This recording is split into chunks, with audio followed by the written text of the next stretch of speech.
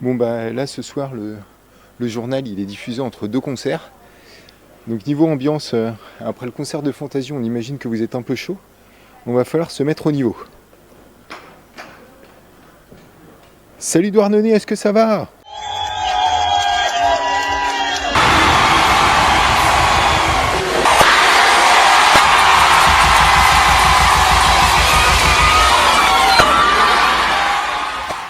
J'entends rien, est-ce que ça va?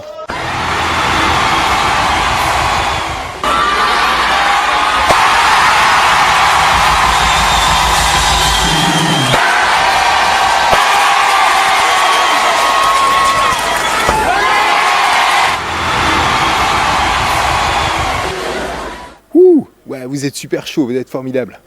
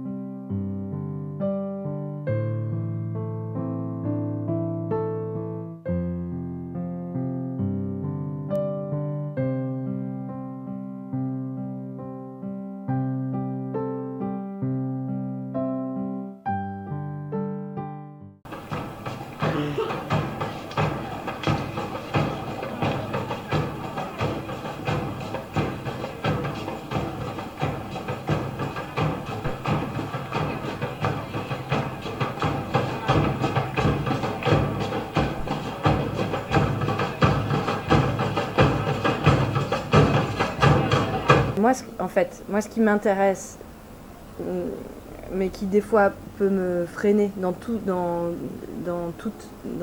engagement politique, en fait, c'est le fait que quand on commence à s'engager réellement très loin dans un sujet, très vite on a des ennemis à l'intérieur du collectif avec lequel on est censé bosser et lutter.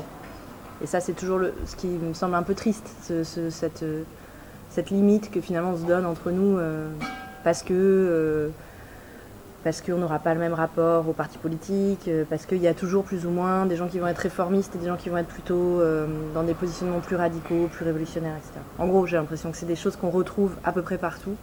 Et c'est ce que j'ai voulu montrer aussi avec le film, c'est qu'on a deux personnages qui sont presque antagonistes sur leur façon de fonctionner et de considérer la politique. Et pourtant, si elles ne coexistent pas, la lutte tombe, ne fonctionne pas. Bizarrement, à ce moment-là, les rencontres des femmes et ce qui s'est passé pour Claudia, c'est vraiment le truc qui les a mis d'accord, en fait. Enfin, ça, c'est pas raconté dans le film, mais Violetta était super choquée de la façon dont Claudia a été traitée. Enfin, je sais pas, il y a eu un truc où tout d'un coup, toute la communauté trans s'est dit « Ah oui, mais le truc, c'est qu'en fait, on est quand même hyper fragile et qu'on peut pas partir l'une vers des mouvements féministes un peu réformistes, l'autre dans des mouvements anards ou à relire Foucault, etc. En fait, on va crever et puis pas que sous les coups de mecs hétéros. Je pense qu'il y a vraiment plein de façons d'être transphobe dans les réseaux féministes. Pourquoi ça continue à représenter une attaque pour la norme, la transidentité? Qu'est-ce qui leur fait si peur aujourd'hui? Rares sont les films qui montrent ça aussi, qui montrent à la fois les endroits où ça fait alliance forte et c'est chouette et prometteur, et à la fois les endroits de violence et de résistance. Le problème, c'est que c'est toujours un peu la même histoire. Enfin, en tout cas, la transphobie, l'espérance de vie, le fait que beaucoup de femmes trans se font assassiner par leurs amants ou par la police ou par les clients, c'est des choses hyper banal. Donc en fait oui, ça fait son petit, enfin ça résonne un peu partout où ça passe en Amérique latine. Ce qu'elles m'ont dit, c'est que, bon, elles m'ont dit beaucoup de choses qui étaient très émouvantes, mais elles m'ont dit que ça faisait, enfin, que c'était, qu'elles se rendaient encore plus compte qu'elles étaient en train d'écrire l'histoire un peu, qu'avec voilà, avec le recul de se voir comme ça sur un écran, et que ça allait rester avec elles, et qu'elles sentaient que justement on avait filmé à un moment quand même un peu charnière de l'histoire de cette lutte en Argentine, et qu'il y avait un peu un avant, un après par rapport à cette période-là. Donc que le film allait rester, que ça allait être important de pouvoir le montrer bien plus tard, etc. En fait, les archives de la mémoire trans, c'est donc plutôt des femmes d'un certain âge, donc des survivantes, comme elles se disent, mais elles ont raison de le dire. Et elles ont vraiment travaillé avec des archivistes qui leur ont appris à conserver les photos, à numériser, et elles ont commencé à collecter tous les trucs de leurs amis, etc. Et donc moi sur les réseaux, je voyais depuis hyper longtemps passer les photos, plutôt les photos années 80 qu'on voit à la toute fin, pendant que Violeta adore, et que moi j'adore, je les trouve très belles. La photo amateur, c'est un truc qui me touche beaucoup, et puis là je l'ai trouvée hyper puissante. Et en plus ça raconte plein d'autres choses justement sur des trajets de famille trans. Je ne regrette rien, c'est payé.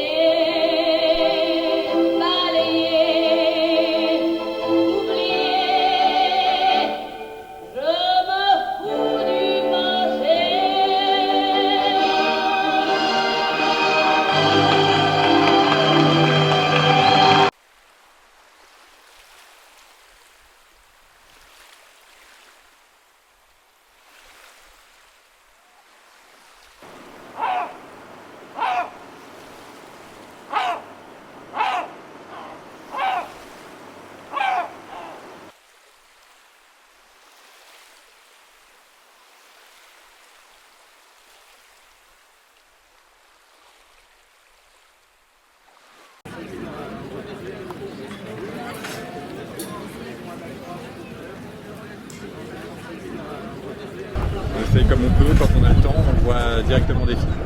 Là, j'en ai vu 3 déjà. Et qu'est-ce que vous avez pensé de la programmation de cette année du coup, et du thème Très divers, diversifié et intéressant, ouais. Moi, j'avais quelques a priori au départ, parce que je me suis dit la Suisse, mais qu'est-ce qu'on va en dire? Et finalement, il y a plein de trucs intéressants, on apprend plein de choses, parce que la Suisse, c'est quand même l'un des trucs. C'est à côté de chez nous et on n'a pas tant d'infos que ça finalement. Et du coup, on apprend plein de choses et c'est super. C'est vrai, je te rejoins là-dessus, ouais. Je suis venu d'office, peu importe le thème de l'année, je venais parce que j'avais possibilité de venir cette année, quoi. Et c'était pas le sujet du pays qui me faisait venir ou au contraire qui m'a freiné, quoi.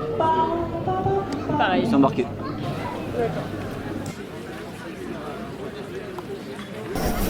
C'est que je vois sous les shows depuis lundi, je suis arrivée lundi, et je trouve que c'est très diversifié, c'est plein de couleurs, c'est cosmopolite. Voilà, on y retrouve toujours des gens qui viennent de toute la France et même d'autres villes, et c'est génial, quoi. C'est assez rare, quoi, je trouve, de trouver cette ambiance-là si particulière. C'est hyper chouette d'avoir une programmation qui est aussi variée et intéressante, un peu pointue, qui s'attaque à des sujets qui, même quand les films ont été tournés il y a plusieurs années, sont toujours d'actualité. Après les débats, moi je les ai pas tous suivis, mais ils me paraissaient un petit peu moins intéressants que les années précédentes. Mais après peut-être que comme je les ai pas vus, c'est pas tout à fait vrai. Chers proches, amis et connaissances, rire c'est bon pour la santé, selon un dicton populaire. Bon bah il n'y a toujours pas de Kezako, donc on est obligé de lire autre chose, hein. Alors, qu'est-ce qu'il y a?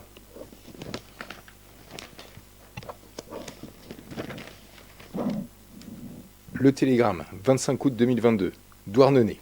Un 4x4 Pro ciblé et une colère contre les pseudo-rebelles.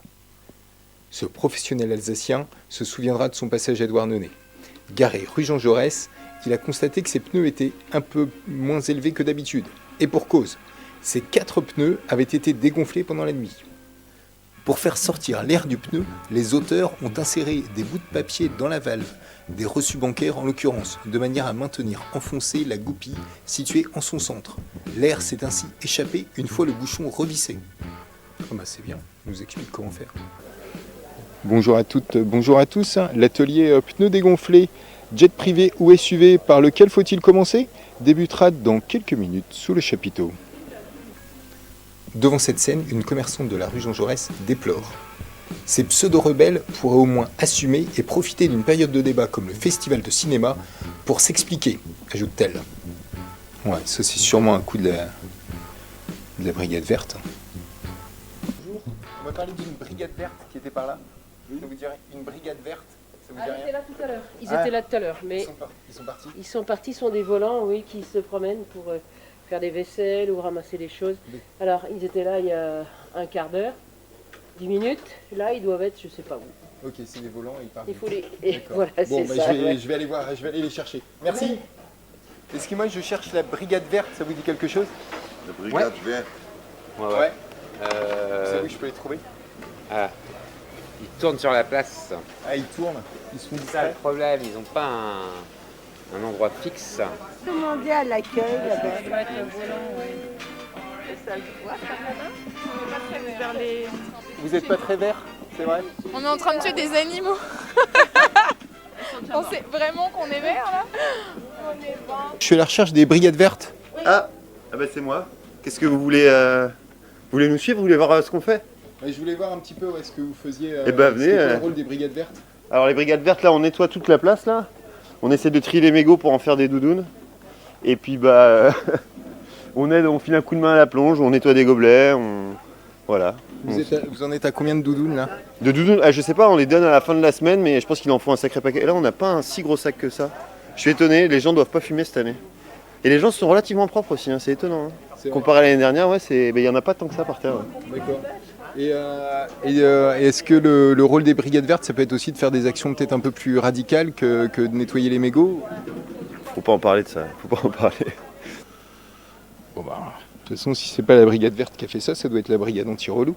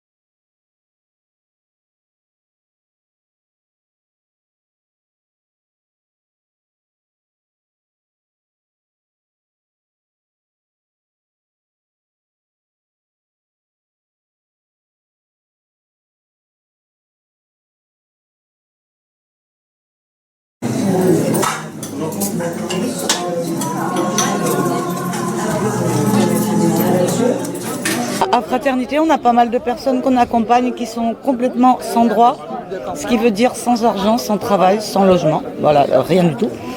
Et qui donc ont besoin d'être accompagnés vraiment. Et on s'est aperçu que faire à manger, ça pouvait permettre de ramener certes de l'argent, mais aussi que ça permettait de rencontrer plein de gens, de travailler ensemble, de rire, et d'être fiers de ce qu'on cuisine. On est 4 collectifs en fait sur cette opération cantine. Du coup, ce qui est bien, c'est qu'on est nombreux et que ça balaye. Il y a des vieux, il y a des jeunes. C'est très mélangé. Nous, on est à la base une bande de potes qui est constituée en collectif pour faire des cantines. Donc cantine antifasciste Finistère 2000. CAF 2000. Je sais plus si c'est Finistère, c'est CAF 2000 en tout cas. Et donc on part d'une dynamique où on a envie de faire à manger pour plein de gens à prix libre et se faire un peu plaisir autour de la cuisine et trouver des moyens. Cantine de soutien. Voilà. Enfin, après, ça fait un moment que avec cette petite bande-là, on fait ça sur différents moments. Ça peut être toute l'année, au local, ou ici, il y en a eu plusieurs aussi. Ou sur des événements un peu comme le festival de cinéma, ou je sais pas, ça arrivait sur d'autres trucs, des concerts, ou des choses comme ça. Des personnes qui ont un four à pain mobile nous ont appelés pour nous proposer de faire à manger avec nous et on s'est rajouté aux dates des cantines qu'il y avait déjà dans la semaine à Fraternité. On est des gens qui sont regroupés il y a environ 2 ans, je dirais, environ, et pour mutualiser de l'argent pour les moments où il y a des personnes qui n'ont plus de revenus. Et entre-temps, c'est devenu plutôt une caisse de solidarité financière. Du coup, en fait, on met en commun de l'argent qui revient à des personnes qui ne peuvent pas avoir de revenus. Et pas non plus d'aide de l'État. Et les lois, elles changent sans arrêt, donc c'est un gros boulot de mise à jour. C'est extrêmement ingrat, parce qu'on a beaucoup de refus, beaucoup de claques, surtout pour eux, pour elles. Mais quand il y a une victoire, par contre, on l'a faite. Ça, c'est notre lieu. Ah, c'est vrai. Mais là, il était transformé en cuisine collective. Et c'est pas comme ça d'habitude. Ils ont fait un boulot d'installation pour... Vu qu'on est un peu du coin, on a aussi des potes qui sont en maraîchage pas très loin, qui nous ont filé des légumes.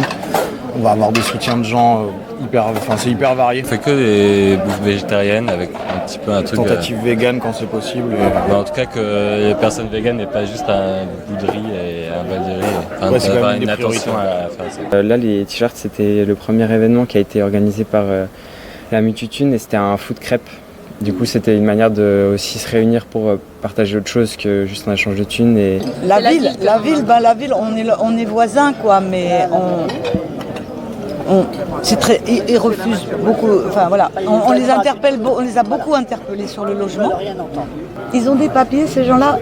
Non, ils n'ont pas de papiers. Eh bien alors, on ne fera rien parce que on ne se mettra jamais en illégalité. Voilà, la réponse de la mairie, c'est ça. En famille, donc l'argument d'illégalité, en fait, il est faux.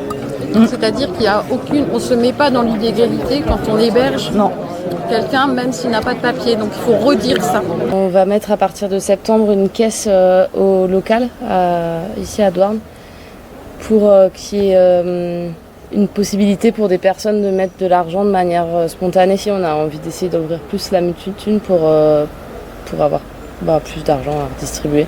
Apparemment, il y a des cheveux d'ange, des légumes, ça c'est délicieux, c'est un brownie végétarien, pas un brownie, un bounty ils appellent ça.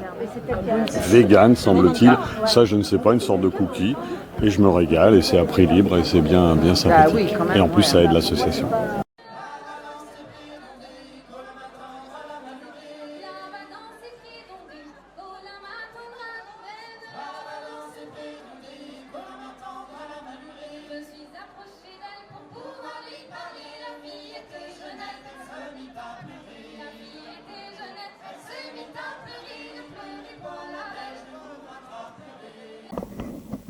Ouest France, 11 août 2022. Algues vertes, le film tiré de la BD, fait des remous.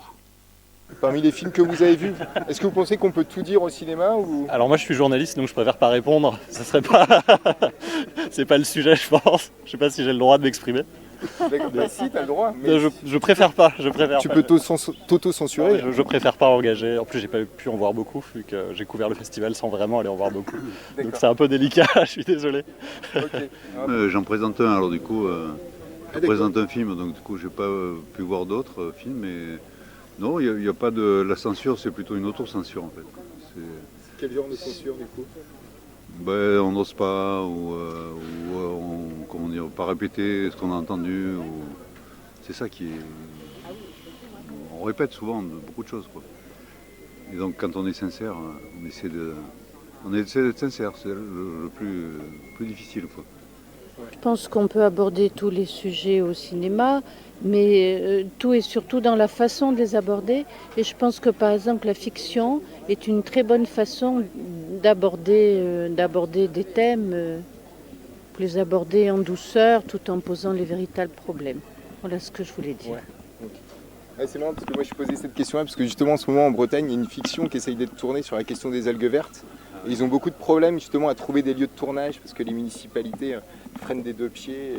Oui, d'ailleurs moi, j'aimerais pas que ça soit enregistré. Okay. C'est vrai qu'en tant que je suis pas du tout douarneniste, donc j'ai entendu parler depuis longtemps du problème des algues vertes sur la plage du Ris. Et revenant, je pose la question un petit peu à gauche à droite. J'aimerais savoir s'il y a toujours des algues vertes ou pas sur la plage du Ris. Donc je la pose aux gens que je rencontre, hein, et ben j'arrive pas à avoir de réponse, ou les gens vont pas se baigner, ou les gens sont pas au courant, ou les gens... Voilà, donc censure ou pas, mais même censure dans la population courante, même les membres du festival, quoi, voilà.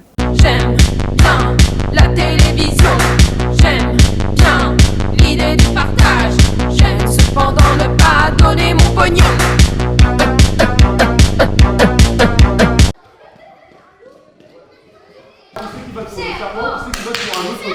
Alors, le serpent. Pas mal. Et un autre jeu j'ai une super idée, on va pas faire les deux. Du coup, on accueille cette année en tout environ 300 enfants. On a les enfants inscrits à la semaine qui sont 29, entre 6 et 12 ans. On a plein de centres de loisirs. Ça va de 2 ans à 77 ans, parce qu'il y a des groupes intergénérationnels. Et il y a le parcours ado, c'est 8 jeunes de 13 à 16 ans. Et ils ont un super parcours sur la semaine, ils vont voir des films. Ils sont accompagnés par le pôle audiovisuel pour faire toute une journée de tournage avec Fantasio, qui sera en concert samedi soir. Au début, c'est étoile. On va juste régler les mains, régler les neurones. La programmation jeune public, on l'a sélectionnée avec toute la commission.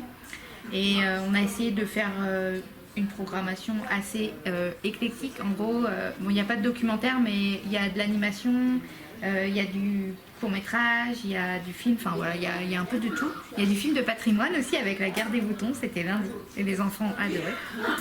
Et puis, il y a plein d'ateliers, cuisine, danse bretonne, cirque, et on s'amuse beaucoup. Et c'est la première fois que tu viens au festival, toi ? Non, c'est la 3e fois. Ah ouais ? Ouais, non, c'est la 2e. J'ai déjà fait l'année dernière. Non, moi je suis déjà venue plusieurs fois, 3 fois au mini-festival, puis je suis déjà venue un petit peu, sinon, avec mes parents quand j'étais plus petite. C'est quoi ton activité favorite ? Le cirque. Le cirque ? J'aime bien le cirque. Ouais. Et c'est quoi ton activité favorite ? J'aime beaucoup le cirque. Ouais. Et faire les carnets. 1, 2, 3, vert et bleu.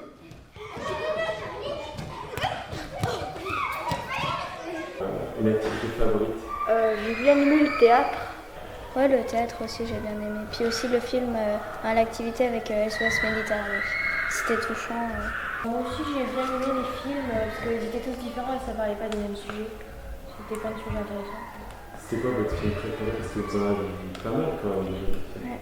Je sais pas, moi j'ai bien tous aimé c'est pas pareil. La prophétie des grenouilles. Tu veux tenir le micro ? Ouais. Hop. Voilà.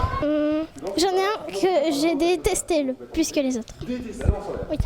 Takara, la nuit où j'ai nagé. Ah ouais ? C'était vraiment hyper nul. C'était le pire. On voyait 2 minutes dormir, mais il bougeait pas. Et on voyait 20 minutes à la fenêtre de la neige qui tombait.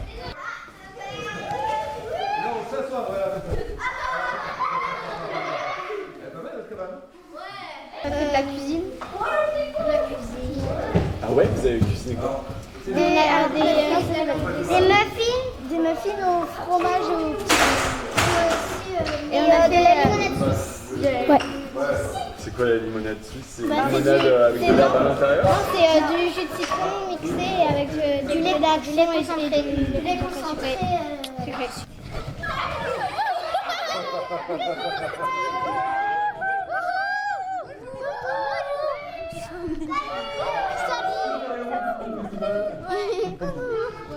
En plein vol quand même, c'est de l'exclusivité ça. En un mot, cool. Super. Cool. Génialissime.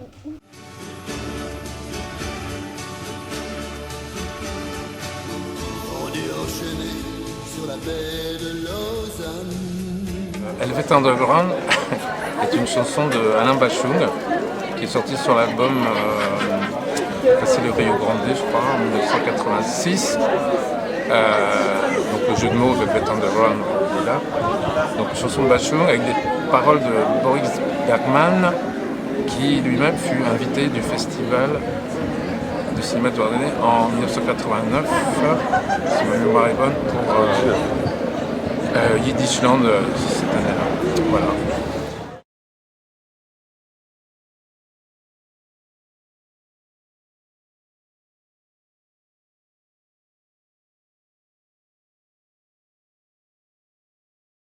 Oui, forcément, on est une ONG qui est neutre puisque dans un conflit, on ne prend pas parti au conflit en cours. Quand on est dans un hôpital, on va soigner aussi bien des militaires que des civils. Donc avant tout, la neutralité, c'est aussi ça, c'est pouvoir soigner tout le monde. Le cas de l'Ukraine, c'est assez spécifique. Donc comment on arrive à rester neutre? C'est-à-dire que, par exemple, on a nos collègues hollandais qui sont de l'autre côté de la frontière en Russie pour voir s'il y a des besoins aussi auprès des populations. Ah. Voilà, par exemple. Ça n'a pas grand sens. Ça n'a pas grand sens. La neutralité, c'est une notion d'abord diplomatique, juridique. Il s'agit de s'abstenir de prendre part aux hostilités. Bon, ça, d'une certaine manière, il n'y a pas besoin de se proclamer neutre pour considérer que quand on est une organisation humanitaire, on n'est pas là pour faire la guerre, on est là pour soigner des gens ou pour les aider d'une manière générale. Mais se réclamer de la neutralité, c'est-à-dire de ne pas prendre part à aucune controverse d'ordre politique, philosophique ou quoi, ça veut dire qu'on reste silencieux quelle que soit la situation. Or ça n'est pas vraiment possible. Par exemple, rester silencieux sur la question des migrants en Europe, sur la persécution des Rohingyas en Birmanie, alors même qu'on y travaille. On n'est pas Amnesty International, on n'est pas là pour surveiller la situation des droits de l'homme dans le monde. Mais quand on est impliqué dans une situation de crise, il y a des moments où il est important de dire des choses pour être en quelque sorte en dehors du carcan que veulent nous imposer les autorités. Peut-être. Ouais, dans le milieu punk rock, être neutre. Je dirais c'est être apolitique. Être apolitique, c'est être assimilé à l'extrême droite en tout cas. C'est-à-dire tu me poses une question complètement con, j'ai pas d'opinion. C'est une question con et puis voilà, point. C'est-à-dire être neutre, ça veut rien dire. On a tous une influence, que l'on veuille ou pas, sur les choses, sur les gens, sur les événements. Qu'on le veuille ou pas. C'est-à-dire la neutralité, c'est une question la plus... Ouais, les Suisses, pendant la guerre, ils ont pris tout le pognon dans les banques, mais ils étaient neutres. J'en sais rien. Non.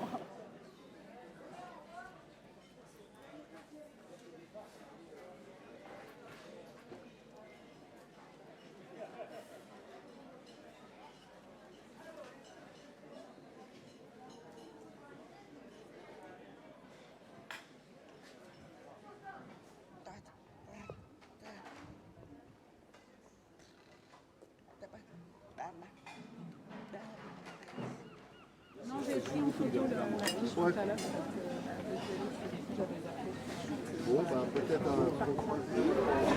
Je ne peux pas effacer qui je suis et je vais forcément avoir des biais. Inconsciemment, il y a des choses que peut-être je vais filtrer d'une certaine manière, interpréter d'une certaine manière, qui fait que est-ce qu'une interprétation peut être vraiment 100% neutre? Je ne sais pas. Pour ou contre la neutralité? Aïe aïe aïe. Oui, bien sûr. La neutralité de quoi? Oui, la neutralité de quoi, oui. C'est quoi cette question? Je peux être que circonspect sur la neutralité. Oui. Non. Ouais, si. Carrément. Je m'identifie comme une personne du coup non binaire et donc ni au genre masculin ni au genre féminin, mais pas non plus comme une personne neutre. Le genre non binaire, pour moi, c'est une extension de l'univers des possibles en tant qu'identité de genre. C'est permettre de se définir une identité qui va justement au-delà de la binarité hétéronormative. Moi, je suis pour la neutralité. J'aime la Suisse, j'aime le fromage, j'aime le chocolat. C'est ce que j'ai à dire. Moi, je suis contre par esprit de contradiction. Ouais, du coup, je suis pas neutre. Parce que je crois que je suis de gauche. Je suis neutre. Ça m'angoisse cette question. Je suis à la recherche de chiffres. Tu aurais quelques chiffres là sur le festival, par exemple le nombre d'heures de sommeil? Pas grand chose, on va dire un petit 4 heures par nuit à peu près depuis le début du festival. Allez, 7 heures quand on arrive vraiment à bien dormir, mais c'est pas tout le temps. Mais sinon, il y a un joli petit compte, c'est 500 crêpes à la journée. Ça, je trouve c'est pas mal. Sacré boulot de la part des crêpières et des crêpiers. Là comme ça. Le corps, tu sais peut-être plus. Il y a combien de poissons là? Il y a 50 kilos. Alors normalement ça doit donner 300 pas ou 350 pas. 400 bénévoles. Ouais. Je pense 20 référents de secteur, 30 secteurs de bénévolat. L'année dernière, c'est quoi? 2980 crêpes vendues. Ouais, j'ai ce genre de chiffres, moi. T'as du chiffre aussi à me donner? Plus dans mon compte en banque. Mais bon. Ah oui, parce que c'est les fameux comptes en Suisse. Bah ouais, mais c'est pour ça que j'ai mes lunettes, je veux pas trop. Ouais. T'as des chiffres toi? Non, aucun chiffre, je ne calcule personne, rien. 5997 réservations. Depuis le début du festival? Ouais. Et voilà. Vous voulez d'autres chiffres? Non, c'est cool, super. Okay, merci beaucoup. J'aime mon pays, comment peux-tu en douter? J'aime aussi le Seigneur car il pardonne à mes péchés.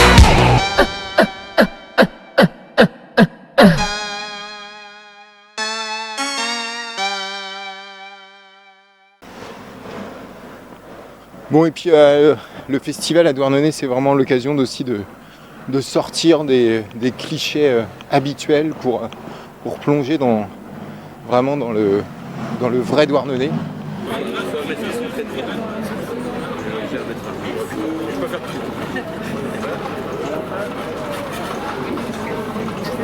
Vous qui l'avez fait, monsieur le Queen Amande?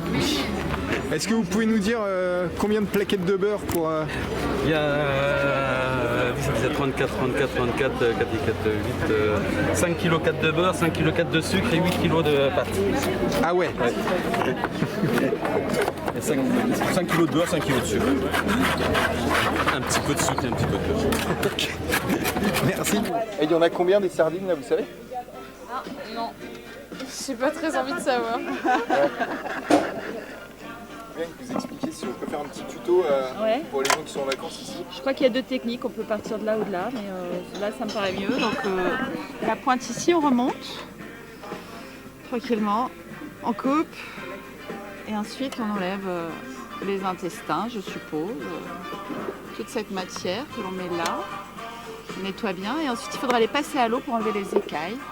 Puis elles seront grillées et mangées ce soir avec de la polenta. Et passer sur des pics d'abord pour les griller. Ok. Voilà. Elle est toute fraîche. C'est vrai, c'est de la sardine de Douarnenez quoi. Sans aucun doute.